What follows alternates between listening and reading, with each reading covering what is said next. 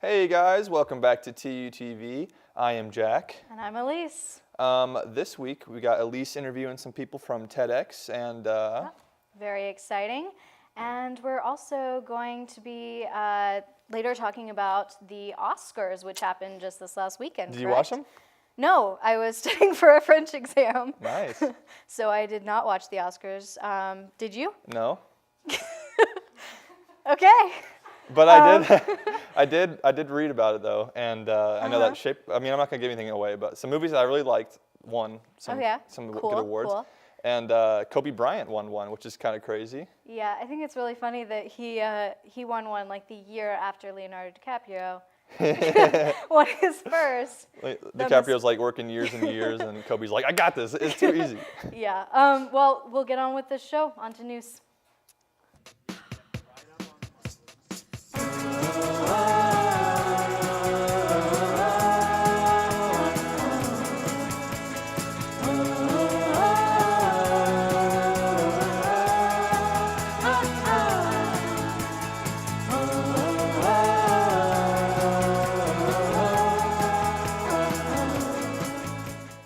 Hello and welcome back to TUTV News, the best news segment this side of the Mississippi. I'm Drew. And I'm Dylan, and today we got grocery store protests, high school walkouts, and a whole other smorgasbord of just great news stories, so let's take it away. Residents of North Tulsa protested the opening of a new Dollar General last week near Pine and Peoria. Known as a food desert, North Tulsa lacks grocery stores, food markets, and other places where one can purchase fresh produce. Protesters dubbed the event a, quote, grand opening. Precious Ross, a resident of North Tulsa, said, quote, we don't need any more dollar stores. We have enough of those. She continued explaining that she does not like needing to shop at multiple stores just to buy enough food for the week. Quote, I would like to be able to go to one grocery store that has everything there that I need. Dollar General released a statement that it worked with the city of Tulsa to gain all required approvals before the store opened, saying it did nothing wrong. According to District 1 City Councilor Vanessa Hall Harper, quote, we're gonna protest as hard as we possibly can. Local Tulsa students are planning a March for Our Lives event similar to the one held in Washington, D.C., led by survivors of the recent school shooting in Florida. Two seniors at Booker T. Washington High School, Carissa Lovell and Sophia Fultz, are the rally's lead organizers. Lovell said, quote, we were tired of being scared for our lives and thinking that any second there could be a shooter who could come in and kill us or our classmates or our teachers. It was not okay to be scared when we're supposed to feel safe. Fultz added that, quote, we're hoping that because this is such a large movement, they will actually hear us. Students are advocating for universal background checks and for the removal of gun shows as a way for people to buy a firearm without being checked out first. March for Our Lives Tulsa will take place March 24th at noon at the Guthrie Green. The 2018 Women of the Year Pinnacle Awards were held on March the 8th. The awards are a combined effort between the YWCA of Tulsa and the Mayor's Commission on the Status of Women. These awards honor women who personify the values of the YWCA, which include eliminating racism. According to the Tulsa World, these women, quote, are role models in their professions, take risks on behalf of others, perform community service, and advocate for women's issues. 10 women are set to receive the award this year. Former Tulsa Mayor Kathy Taylor will receive the Anna C. Roth Legacy Award for her longtime service to both the state of Oklahoma and the city of Tulsa. TU Vice President of Strategic Initiatives Janet Levitt was also one of the awards recipients last year. A former dean of the TU Law School, Levitt earned the award for her legal work in the realm of reducing systemic social bias. Students in Sand Springs staged a walkout last Thursday morning. The effort was in protest to state budget cuts to public education. Administrators reported that the students rallied in the school's gymnasium for 22 minutes, representing the $22 million cut to Oklahoma's education budget. They also said that students discussed how those budget cuts impact things ranging from teacher salaries to school security measures. Students who walked out received an unexcused absence as punishment. After students staged the rally and walked out the 9th grade center, older peers at Charles Pace High School held a walkout of their own. The official word from administrators is that they do not condone these activities, but want to help make a safe environment for students to express their outrage and frustration. Around Oklahoma, Bartlesville, and Broken Arrow, students also held walkouts in recent weeks. Tulsa has seen many changes in the past few decades in terms of its higher education offerings. Once one of America's greatest cities without a public university, Tulsa now has an array of options that includes private schools, TU, and Oral Roberts. Tulsa Junior College, now known as Tulsa Community College, opened in 1970 in a building downtown that remains TCC property to this day. Next, the Oklahoma College for Osteopathic Medicine, now known as the Oklahoma State University Center for Health Sciences, opened. Langston University, the only historically black college in Oklahoma, offers courses on its Tulsa campus, as do OU and OSU on their respective Tulsa campuses. Rogers State University in Claremore also adds to the plethora of choices for today's Tulsans. Very nice. A very newsworthy week, I'd say. Oh yeah, I would definitely say so. So what do you think about Tulsa colleges? I went to high school here in Tulsa, so I was able to take advantage of the tuition waiver at what we always called TC Free. Very nice. So I liked it before I came here. Yeah, not a lot of things in this world better than free. Yeah, of course not. No. Especially when it comes to education. Exactly. Yeah. Well, I think that's all the time we got for today, so we are going to send it back to the host. Thank you for watching. I'm Drew. And I'm Dylan. Good night and good luck.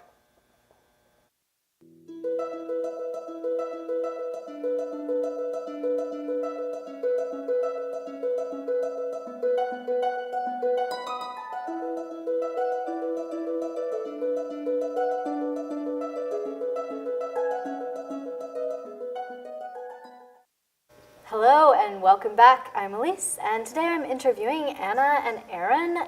They are some of the coordinators for the TEDx event that is going to be happening very, very soon. Aaron and Anna, how did you all get involved with TEDx at TU? So I started 2 years ago when I was a sophomore. My friend Katie Snyder, who was the original organizer, it had been her second year organizing the TEDx event, and I really liked TED videos, so I just asked her if I could get involved. Awesome. Aaron? Yeah, this will be the 4th year that we've got TEDx University of Tulsa on campus. The first year I wasn't here yet, but I heard about it before I came to school as a freshman, and so I knew already that I wanted to be a part of it. And when I got here, I saw the TEDx booth at the activities fair, and I signed up, and I've been with it ever since. Fantastic.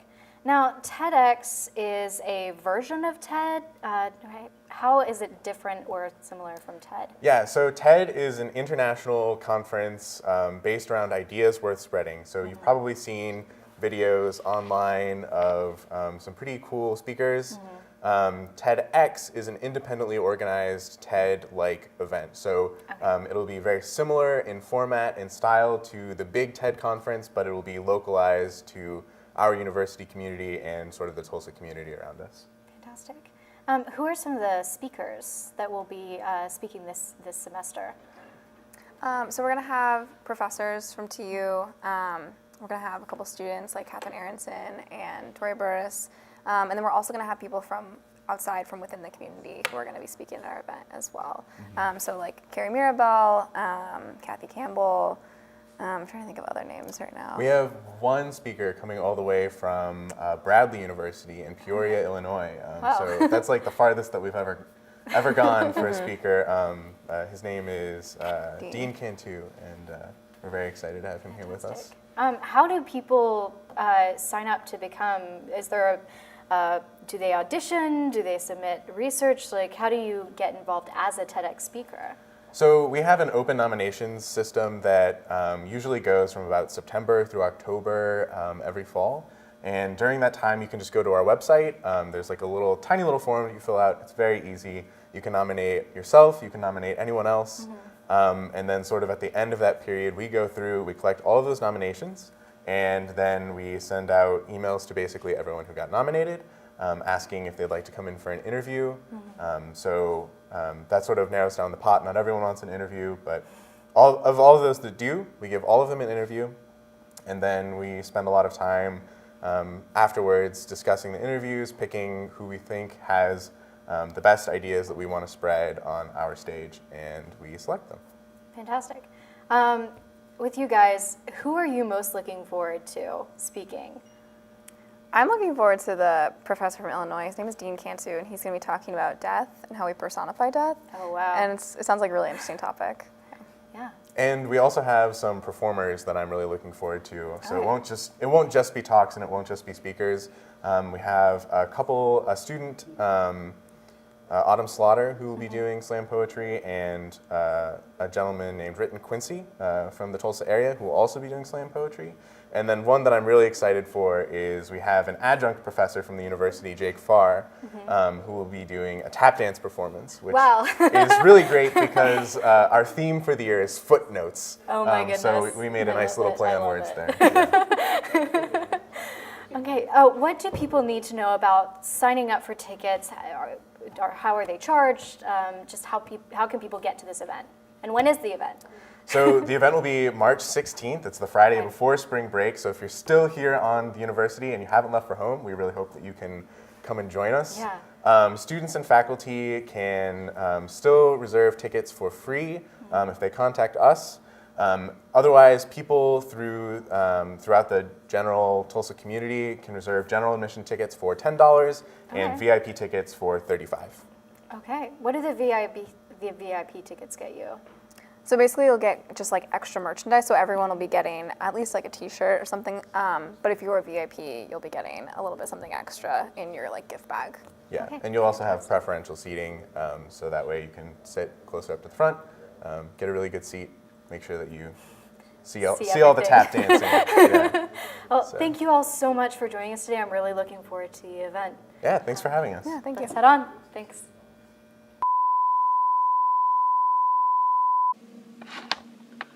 We interrupt this program to bring you breaking news from London. Snowmageddon has reached London streets. No, there is no time for an intro. This is urgent and breaking news and important.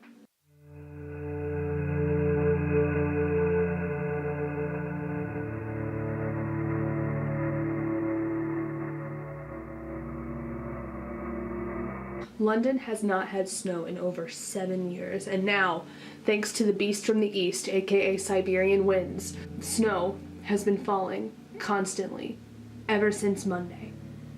Well, I won't want to say constantly, it's been very much on and off. Like an hour ago, it was practically sunny outside.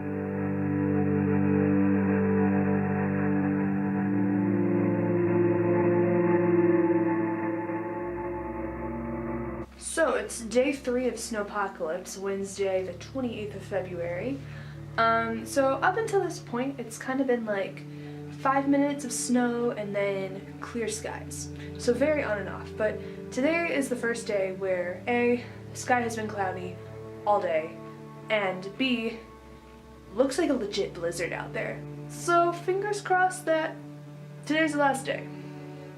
Weather says it might be, so we'll see.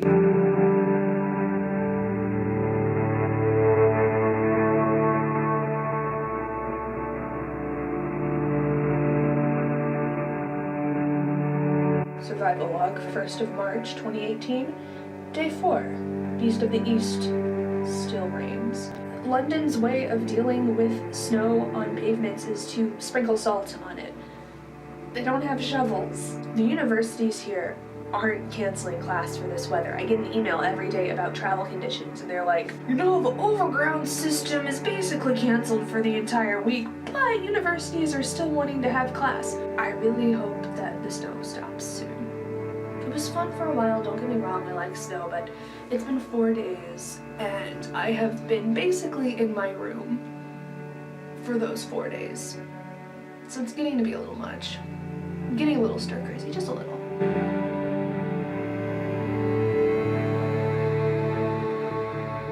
The Londoners are not prepared. People are walking around in flip-flops.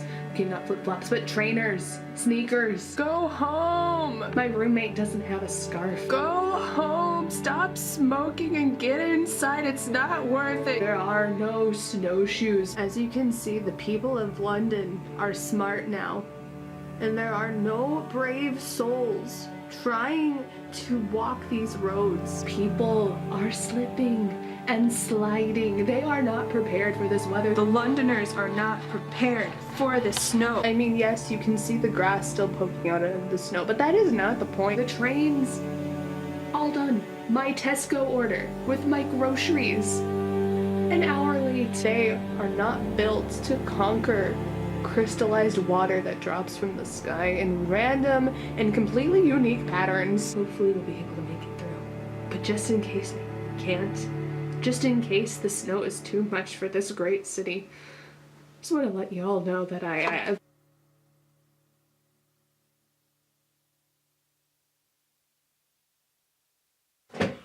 So I know I probably had you guys a little worried there, but everything is fine. I've only been in this room since Friday, so it's not like I'm going insane or anything. Being trapped in the dorm room all by myself with very little contact with other people because sickness and snow and things. It happens sometimes. You just kind of lock yourself in your room for a few days and you forget to socialize and to be a human. Completely fine on this end over here. All is well.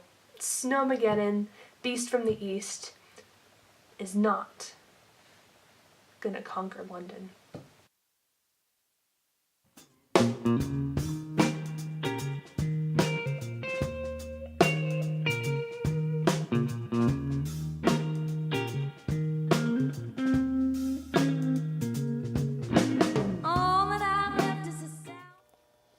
Hello and welcome back to TUTV Sports. I'm Alex. And I'm Jack. The women's basketball team has begun postseason play, and a bunch of other stuff happened, so let's get going. The Tulsa women's basketball team faced a tall task this past weekend: win the conference tournament or their season was over. The ladies began their tournament with a strong showing against Houston. Having already beaten the Cougars once this season, Tulsa replicated their scoring success from their first meeting. Crystal Polk led the way on with an impressive performance, shooting an 87% from the field on 15 shots. She finished with 28 points and 12 rebounds as they crushed Houston 98-72. The Golden Hurricane advanced to Sunday's game against Cincinnati. Tulsa got off to a great start and held the lead throughout much of the game.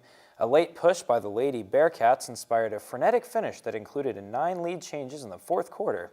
Despite leading with under a minute left, the Golden Hurricane could not get their final shot to fall and suffered a season-ending 66-65 defeat. Tulsa ends their season with a 10-21 record and much to reflect on going into the off-season. The Golden Hurricanes men's basketball team ended the regular season in fine form. Martins and Bognu, in his 16 points, lifted Tulsa to a convincing 72-58 victory against East Carolina. Then, on Sunday, the men hosted Temple in their final home game of the season. The Owls spotted Tulsa at 24 points to start the game and led the Hurricane and would not surrender. Corey Henderson Jr. dazzled the crowd with 23 points on Senior Day. The Golden Hurricane finished the regular season winning 8 of their last 9 games and will have a first-round tie in the American Athletic Conference tournament next weekend. The softball team got back to their winning ways this past weekend at the North Texas Invitational. On Friday, the Golden Hurricane mercy-rolled Nicholls State before topping North Texas in extra innings. Tulsa got out to a slow start on Saturday, but 2 home runs from Shelby Estacado contributed to another run-rule victory, this time over UT Arlington.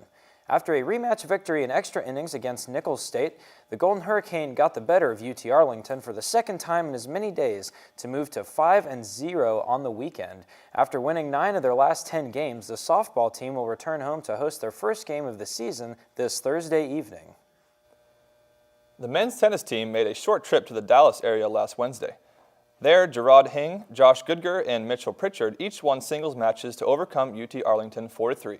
After a short trip down the road to Fort Worth, Tulsa faced the number 26 ranked TCU.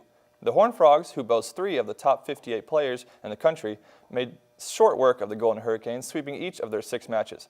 Tulsa hopes to be back to their best when they host number 15 Oklahoma State on Friday. The Oklahoma City Thunder have been taking care of business lately. After a tough game at Golden State, the Thunder were faced with 3 easier matchups against teams in the bottom half of the league. The stretch began with a 112-105 win at home against the Orlando Magic. After a day of rest, Oklahoma City needed overtime to beat the sinking and perhaps tanking Dallas Mavericks 111 to 110. Then Russell Westbrook put in a remarkable 43-point, 14-rebound performance in the come-from-behind victory against the Phoenix Suns. The Thunder currently occupy 7th place in the competitive Western Conference. They need to finish in the top 8 to make the playoffs. So, Alex, did you watch any of the NFL Combine this week? I did. I especially was intrigued by that guy who could bench press 225 with one arm. Yeah, Shaquem Griffin. He's insane. It's crazy. I think Mike Mayock was saying like he has one hand, and he was saying like it's not a feel good story. This is the real deal. Like he's actually good. Absolutely. He did a sub 4.40. This thing was like 4.38. That's really impressive. Like and the fastest of the linebackers. I hope he inspires a lot of people out there who think they can't do well because they're missing a limb or something. For That's sure, really for sure. awesome, and I hope it keeps up. Yeah. Well, that's all the time we have for TUTV Sports this week, folks. I'm Alex. I'm Jack. Thanks for watching.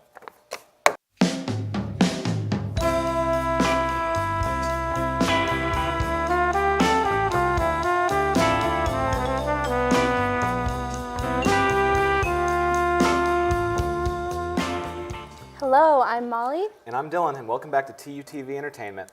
And as we all know, this past weekend was the Oscars, so pretty big time for entertainment. Yeah, we got a lot of cool news stories ahead. Yeah, we do. Let's do it. The 90th Academy Awards show aired Sunday evening. The biggest winner of the night was Guillermo del Toro's The Shape of Water, which took home Best Picture, Best Director, Best Production Design, and Best Original Score. Best Lead Actor went to Gary Oldman for his depiction of Winston Churchill in Darkest Hour. Best Lead Actress went to Frances McDormand for her role in 3 Billboards Outside Ebbing, Missouri. The show took place in Hollywood's Dolby Theater and was hosted by Jimmy Kimmel for the 2nd year in a row. This year's Academy Awards passed largely without incident until Frances McDormand's Oscar for Best Actress was stolen at the Governor's Ball. Fortunately, celebrity photographer Alex Berliner and his media escort chased down the thief, retrieved the trophy, and then let him go. Although Frances McDormand allegedly said to let the man go, security soon caught up with him after he posted a picture of himself on Facebook with the Oscar. He was identified as Terry Bryant, 47. He was arrested for a felony of grand theft, and his bail is set at $20,000. Netflix announced Monday that the science fiction anthology series Black Mirror will return for a 5th season. The announcement was made through a teaser which highlighted many of the most popular episodes from the show. Black Mirror was created by co-producers Charlie Booker and Annabelle Jones. It began on the UK's channel 4 before Telling picked up by Netflix. Following the series' success, Netflix has continued to pursue science fiction content with shows such as Stranger Things and Altered Carbon, spawning what many are calling, quote, small screen sci-fi renaissance. Fans of Jay-Z and Beyonce were ecstatic on Monday as Facebook and Ticketmaster displayed dates for an On the Run 2 tour on July 30th in Philadelphia. Unfortunately, the posts were quickly deleted, but not before screenshots were taken and circulated on the internet. Representatives for the pair have yet to respond with more information. The last time Jay-Z and Beyonce toured together was in 2014 for the first On the Run tour. Beyonce was promoting her 2013 self-titled album, and Jay-Z was promoting his album Magna Carta Holy Grail. Apple is now reportedly developing its own noise-canceling high-end headphones, similar to those brands like Bose or Sennheiser. The company hopes to capitalize on its success of its wireless AirPod products. Strangely enough, it wants these new headphones to serve as competition with its own subsidiary of Beats headphones. Apple has been working on this product for well over a year, but setbacks have forced delays on potential release date. Some speculate that the project may be scrapped altogether. Wow. Very nice. A big week in entertainment, That is for true. sure. So what did you think about the Oscars? I love the Oscars. I love watching it every year, but I was upset because the one film I wanted to win did not win. Which film was that? It was Loving Vincent. Very nice. And it's special because it was made up of all these like original Van Gogh paintings, and Wow. it was so much work. It took 7 years to create, and it didn't win. That's no good. Well, either way, big Oscars. A lot of people, I'm sure, are very happy with their wins. Yeah, it was still a great show. True. Yeah. I agree. All right, well, that's all we have for entertainment this week, folks. I'm Molly. And I'm Dylan, and thanks again for joining us at TUTV Entertainment. Welcome back. Wow, that was crazy about the Oscar being stolen. Yes, that kind of reminds me of when Tom Brady got his jersey stolen after the Super Bowl. Oh, really? Yeah, it was like really, I guess, I don't know why I thought about that. It was similar. This is kind of a thing. So if you steal an Oscar, does that mean that you have won the Oscar? Or is it just like, It means you've how won much time in jail and $20,000 bond. How much do those cost to count as grand theft? I don't know, like, that seems a little bit ridiculous. Is it solid gold? Is that what it is? Maybe like there's like some secret stuff inside that we don't know, but it's enough to be like grand theft. That's why they go after it, That's right? crazy, yeah. I think it's funny the guy just like took a selfie and then just was like, oh, you can have it back. And also, why take a selfie with that? Like, you want to keep that stuff on the down low. No, you want to flex. You want to flex. Like, hey, I got this. Look, I just stole this. What's up? But you also should not steal. You definitely don't steal. It's really Yeah, bad. he definitely deserved to get caught. Yeah. I hadn't heard about the Vincent movie. St. Vincent? Like, Yeah. I have not I've heard never- anything about that. Me That neither. sounds really cool. It does sound cool. I like Van Gogh. Yeah. So, Oscars happened. TEDx is coming. That's exciting. Yes. I really like TEDx. It's really cool. Sometimes like I'll just watch like on repeat, not repeat, but like a playlist of just TED Talks.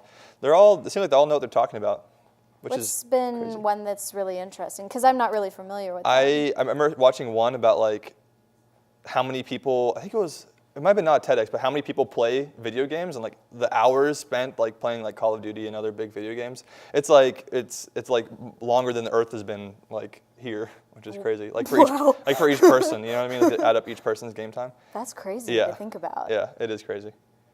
Well, I think that's all we've got for this week. Thanks for joining us. It's been a great show, lots of interesting stories. Yes, thank you. We'll see you next time. Bye.